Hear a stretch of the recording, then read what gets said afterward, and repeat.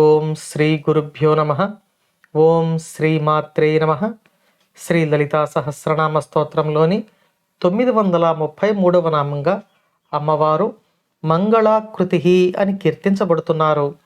ఈ నామానికి మంత్రస్వరూపం శ్రీ మంగళాకృత్యై నమ. మనం ఇంతకుముందు నామంలో అమ్మవారిని పరమేశ్వరుని యొక్క దయారూపమైన శక్తిగా, అమ్మవారిని మహేసి అనే నామంతో కీర్తించుకున్నాం. ఈ నామంలో అమ్మవారు మంగళాకృతి అని కీర్తించబడుతున్నారు. ఈ నామానికి అర్థాన్ని మనం ఇప్పుడు వివరంగా తెలుసుకుందాం.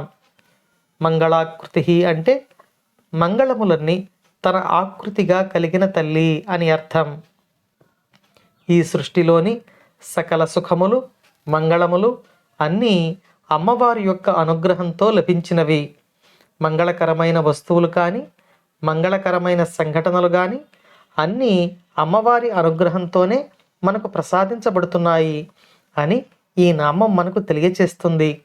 మనకు శుభమైన కార్యము ఏది జరిగినా, శుభమైన వస్తువు ఏది లభించినా అంతా అమ్మవారి అనుగ్రహమే అని ఈ నామంలో వసిన్యాది వాగ్దేవతలు మనకు తెలియచేస్తున్నారు. అంటే అమ్మవారు నిత్యమంగళ స్వరూపురాలు అని ఈ నామం కీర్తిస్తుంది. అమ్మవారి యొక్క రూపము, అమ్మవారి యొక్క నామము, అమ్మవారి యొక్క ధ్యానము ప్రతిదీ సాధకునికి మంగళములను అంటే శుభములను ప్రసాదిస్తుంది. ఆమె యొక్క అనుగ్రహంతోనే మంగళములు సర్వులకు అనుగ్రహించబడతాయి. ఆమె సర్వమంగళములకు ఒక నిధి వంటి వారు.